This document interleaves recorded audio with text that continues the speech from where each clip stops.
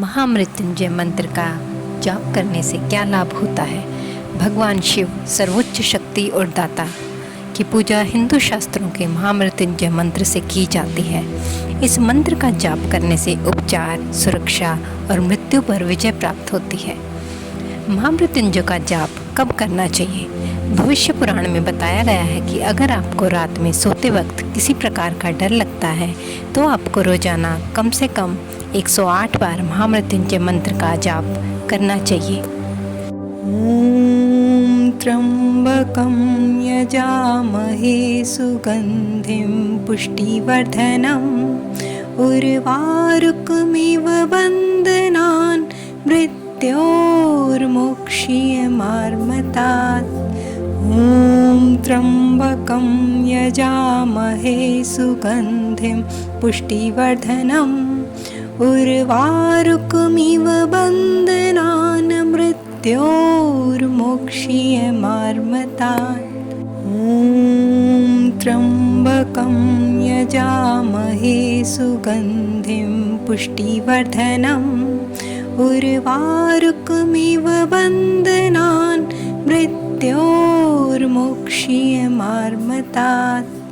ॐ त्र्यम्बकं यजामहे सुगन्धिं पुष्टिवर्धनम् उर्वारुकमिव बन्धनान् मृत्योर्मोक्ष्यमामृतात्। ॐ त्र्यम्बकं यजामहे सुगन्धिं पुष्टिवर्धनम् उर्वारुकमिव बन्धनान् मृत्योर्मोक्ष्यमामृतात्। ॐ त्र्यम्बकं यजामहे सुगन्धिं पुष्टिवर्धनम् उर्वारुकमिव बन्धनान् मृत्योर्मोक्ष्यमामृतात्। ॐ त्र्यम्बकं यजामहे सुगन्धिं पुष्टिवर्धनम् उर्वारुकमिव बन्धनान् मृत्योर्मोक्ष्यमामृतात्। ॐ त्र्यम्बकं यजामहे सुगन्धिं पुष्टिवर्धनम् उर्वारुकमिव बन्धनान् मृत्योर्मोक्ष्यमामृतात्। ॐ त्र्यम्बकं यजामहे सुगन्धिं पुष्टिवर्धनम् उर्वारुकमिव बन्धनान् मृत्योर्मोक्ष्यमामृतात्। ॐ त्र्यम्बकं यजामहे सुगन्धिं पुष्टिवर्धनम् उर्वारुकमिव बन्धनान् मृत्योर्मोक्ष्यमामृतात्। ॐ त्र्यम्बकं यजामहे सुगन्धिं पुष्टिवर्धनम् उर्वारुकमिव बन्धनान् मृत्योर्मोक्ष्यमामृतात्। ॐ त्र्यम्बकं यजामहे सुगन्धिं पुष्टिवर्धनम् उर्वारुकमिव बन्धनान् मृत्योर्मोक्ष्यमामृतात्। ॐ त्र्यम्बकं यजामहे सुगन्धिं पुष्टिवर्धनम् उर्वारुकमिव बन्धनान् मृत्योर्मोक्ष्यमामृतात्। ॐ त्र्यम्बकं यजामहे सुगन्धिं पुष्टिवर्धनम् उर्वारुकमिव बन्धनान् मृत्योर्मोक्ष्यमामृतात्। ॐ त्र्यम्बकं यजामहे सुगन्धिं पुष्टिवर्धनम् उर्वारुकमिव बन्धनान् मृत्योर्मोक्ष्यमामृतात्। ॐ त्र्यम्बकं यजामहे सुगन्धिं पुष्टिवर्धनम् उर्वारुकमिव बन्धनान् मृत्योर्मोक्षीयमार्मतात्। ॐ त्र्यम्बकं यजामहे सुगन्धिं पुष्टिवर्धनम् उर्वारुकमिव बन्धनान् मृत्योर्मोक्षीयमार्मतात्। ॐ त्र्यम्बकं यजामहे सुगन्धिं पुष्टिवर्धनम् उर्वारुकमिव बन्धनान् मृत्योर्मोक्षीयमार्मतात्। ॐ त्र्यम्बकं यजामहे सुगन्धिं पुष्टिवर्धनम् उर्वारुकमिव बन्धनान् मृत्योर्मोक्षीयमार्मतात्। ॐ त्र्यम्बकं यजामहे सुगन्धिं पुष्टिवर्धनम् उर्वारुकमिव बन्धनान् मृत्योर्मोक्षीयमार्मतात्। ॐ त्र्यम्बकं यजामहे सुगन्धिं पुष्टिवर्धनम् उर्वारुकमिव बन्धनान् मृत्योर्मोक्षीयमार्मतात्। ॐ त्र्यम्बकं यजामहे सुगन्धिं पुष्टिवर्धनम् उर्वारुकमिव बन्धनान् मृत्योर्मोक्षीयमार्मतात्।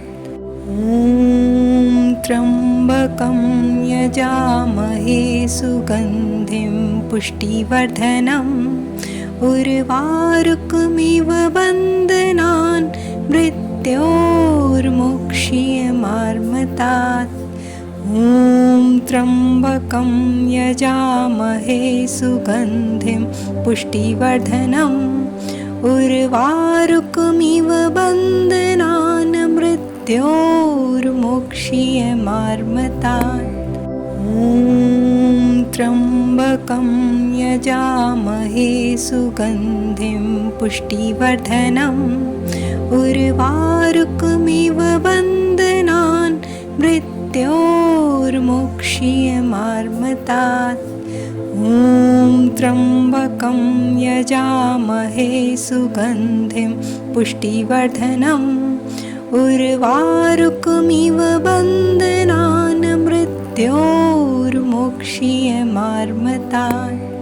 ॐ त्र्यम्बकं यजामहे सुगन्धिं पुष्टिवर्धनम् उर्वारुकमिव बन्धनान् मृत्योर्मोक्षीयमार्मतात्। ॐ त्र्यम्बकं यजामहे सुगन्धिं पुष्टिवर्धनम् उर्वारुकमिव बन्धनान् मृत्योर्मोक्षीयमार्मतात्। ॐ त्र्यम्बकं यजामहे सुगन्धिं पुष्टिवर्धनम् उर्वारुकमिव बन्धनान् मृत्योर्मोक्षीयमार्मतात्।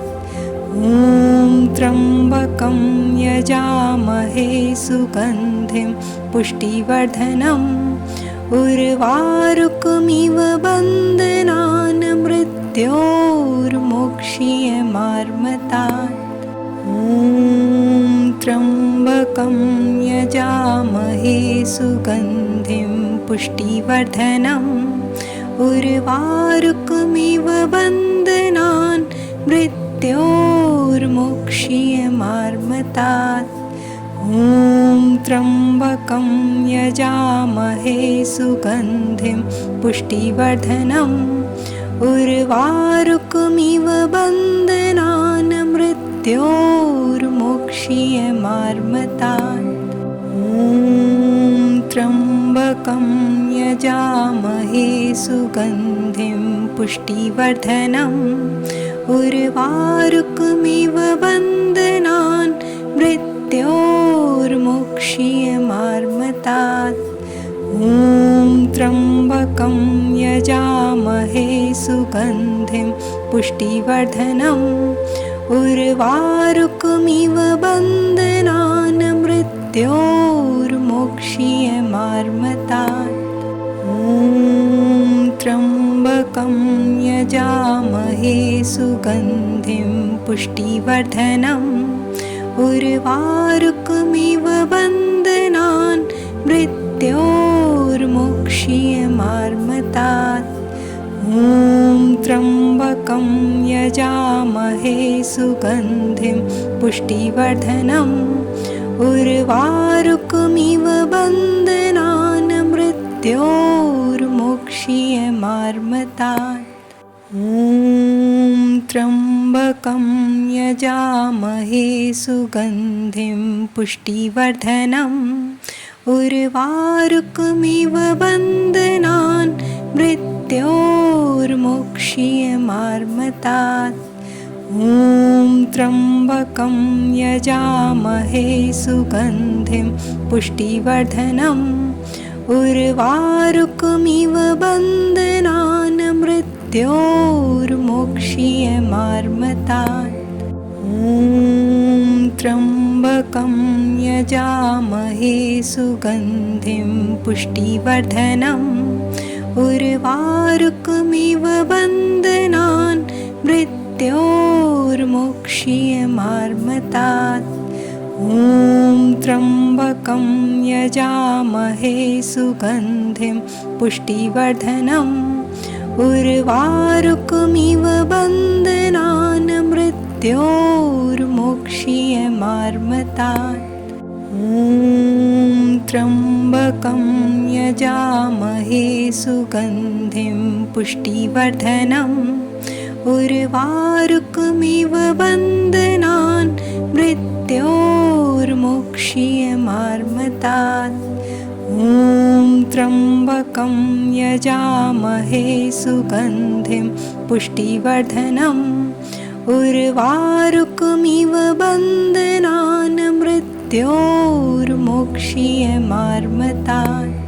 ॐ त्र्यम्बकं यजामहे सुगन्धिं पुष्टिवर्धनम् उर्वारुकमिव बन्धनान्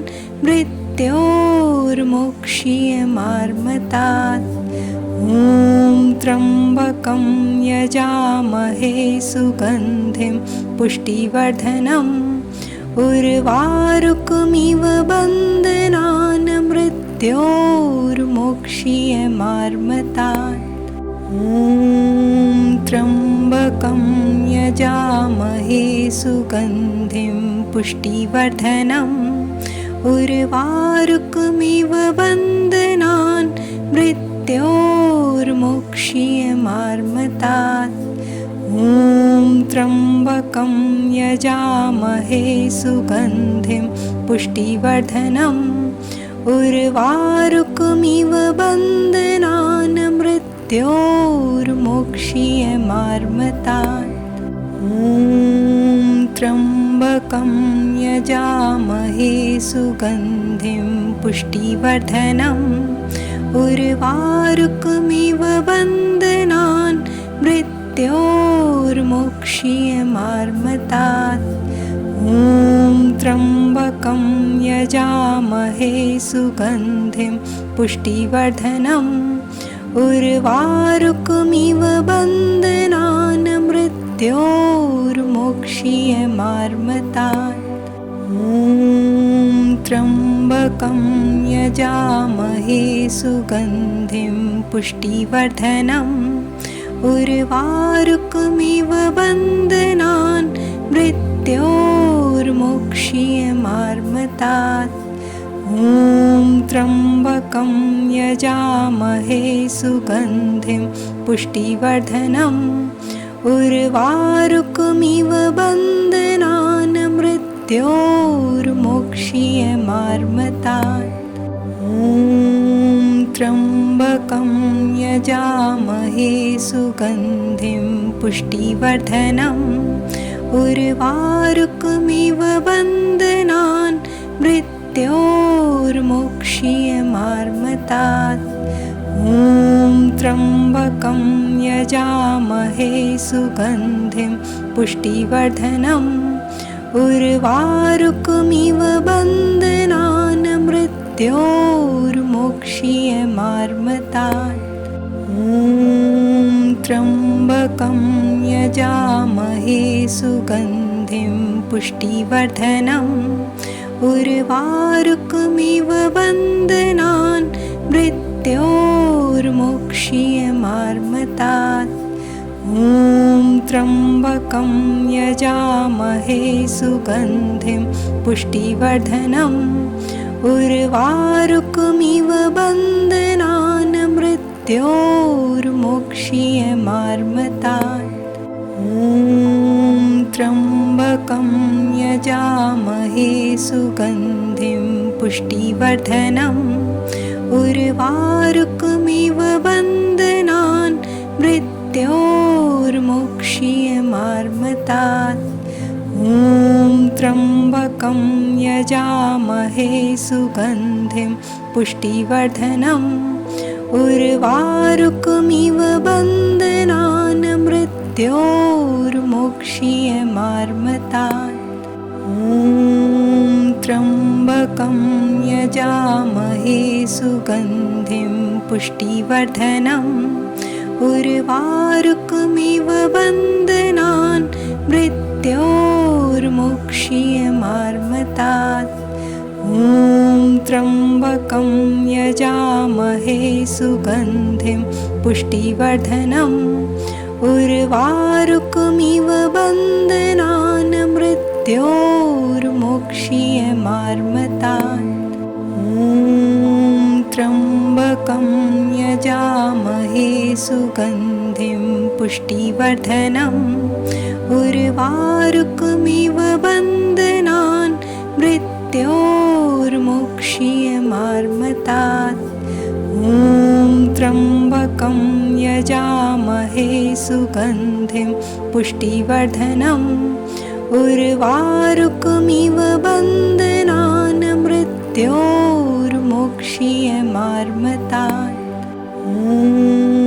त्र्यम्बकं यजामहे सुगन्धिं पुष्टिवर्धनम् उर्वारुकमिव बन्धनान् मृत्योर्मोक्ष्यमार्मतात् त्र्यम्बकं यजामहे सुगन्धिं पुष्टिवर्धनम् उर्वारुकमिव बन्धनान् मृत्योर्मोक्ष्यमार्मतात्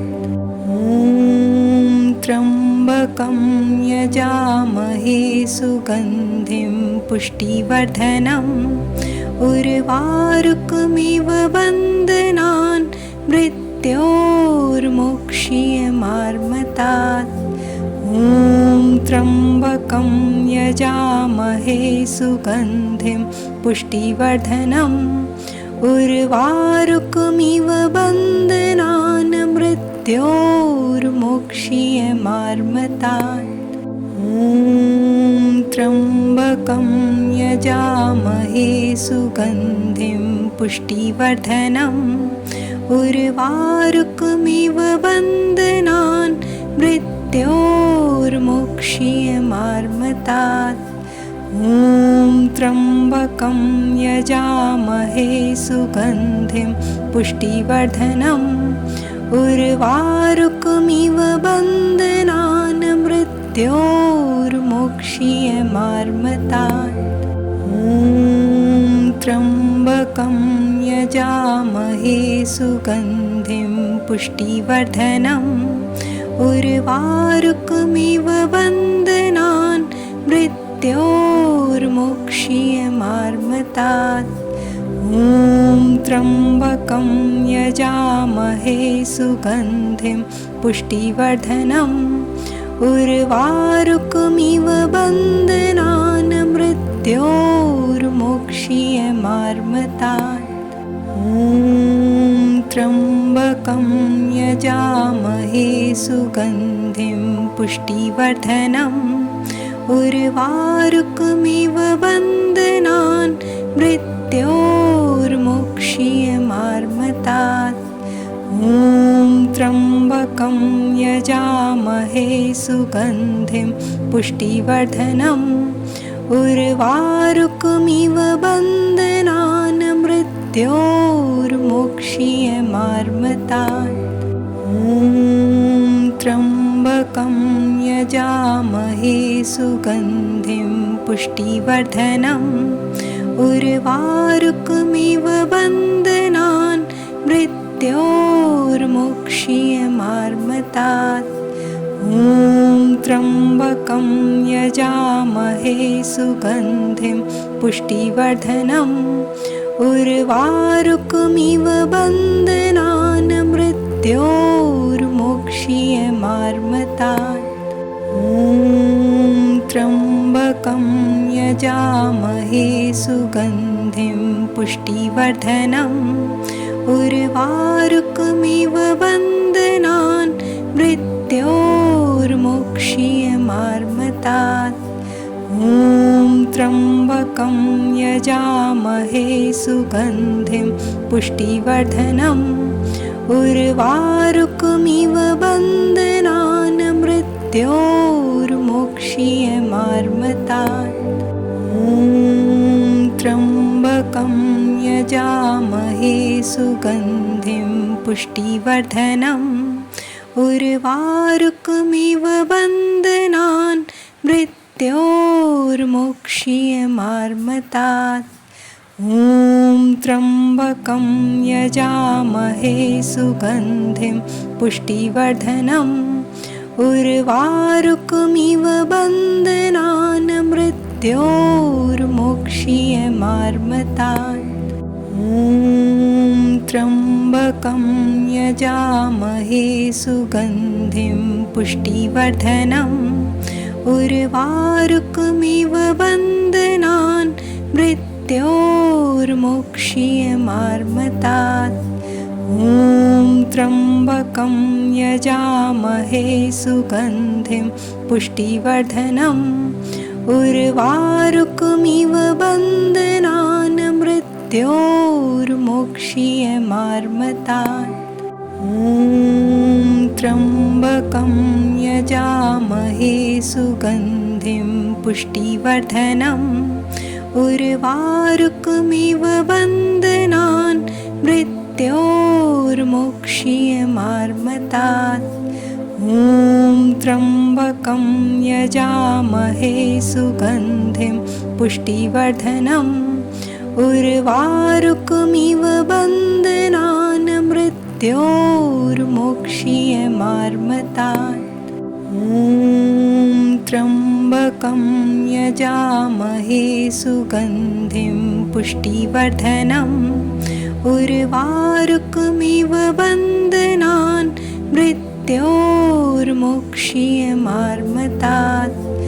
ॐ त्र्यम्बकं यजामहे सुगन्धिं पुष्टिवर्धनम् उर्वारुकमिव बन्धनान् मृत्योर्मोक्षीयमार्मतात्। ॐ त्र्यम्बकं यजामहे सुगन्धिं पुष्टिवर्धनम् उर्वारुकमिव बन्धनान् मृत्योर्मोक्षीयमार्मतात्। ॐ त्र्यम्बकं यजामहे सुगन्धिं पुष्टिवर्धनम् उर्वारुकमिव बन्धनान् मृत्योर्मोक्षीयमार्मतात्। ॐ त्र्यम्बकं यजामहे सुगन्धिं पुष्टिवर्धनम् उर्वारुकमिव बन्धनान् मृत्योर्मोक्षीयमार्मतात्। ॐ त्र्यम्बकं यजामहे सुगन्धिं पुष्टिवर्धनम् उर्वारुकमिव बन्धनान् मृत्योर्मोक्षीयमार्मतात्। ॐ त्र्यम्बकं यजामहे सुगन्धिं पुष्टिवर्धनम् उर्वारुकमिव बन्धनान् मृत्योर्मोक्षीयमार्मतात्। ॐ त्र्यम्बकं त्र्यम्बकं यजामहे सुगन्धिं पुष्टिवर्धनम् उर्वारुकमिव बन्धनान् मृत्योर्मोक्ष्यमार्मतात्। त्र्यम्बकं यजामहे सुगन्धिं पुष्टिवर्धनम् उर्वारुकमिव बन्धनान् मृत्योर्मोक्ष्यमार्मतात्। त्र्यम्बकं यजामहे सुगन्धिं पुष्टिवर्धनम् उर्वारुकमिव बन्धनान् मृत्योर्मोक्ष्यमार्मतात्।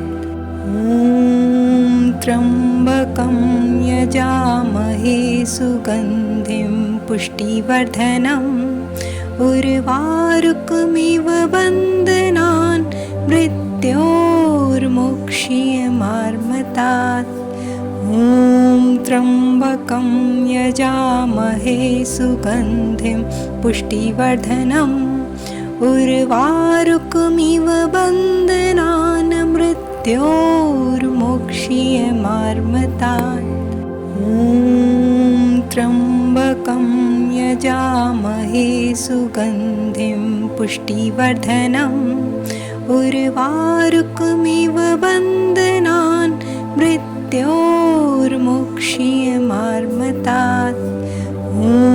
त्र्यम्बकं यजामहे सुगन्धिं पुष्टिवर्धनम् उर्वारुकमिव बन्धनान् मृत्योर्मोक्ष्यमार्मतात्।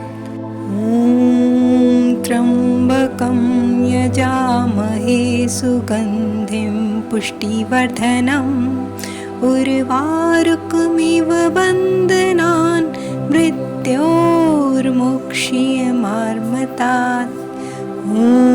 त्र्यम्बकं यजामहे सुगन्धिं पुष्टिवर्धनम् उर्वारुकमिव बन्धनान् मृत्योर्मोक्ष्यमार्मतात्।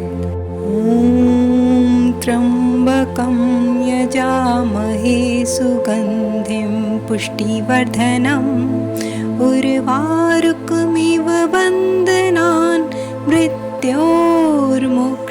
मृत्योर्मोक्ष्यमार्मतात्।